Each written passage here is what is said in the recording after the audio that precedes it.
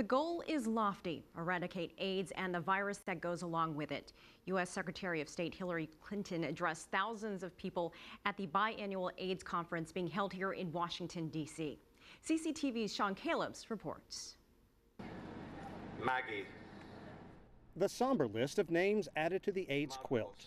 Longtime champion in the fight against AIDS, Elton John, said he was honored to speak for those who couldn't. Morris. Michael. But this week, the talk in Washington, D.C. is of finding a way to stop the spread of HIV infections and AIDS, the disease caused by the virus, with an estimated 20,000 activists at a conference to confront AIDS. The Gates Foundation has committed $2.6 billion. Billionaire Bill Gates has used his foundation to fight the disease and says now is an exciting time.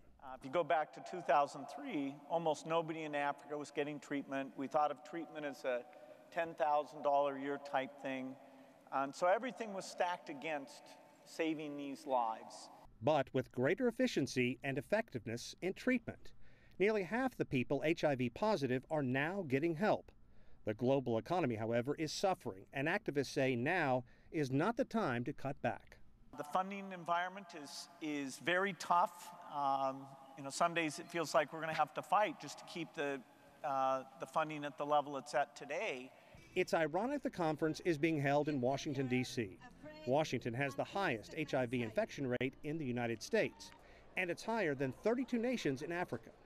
U.S. Secretary of State Hillary Clinton says the United States has invested $1 billion in recent years towards stopping the spread of the AIDS virus from mother to infant.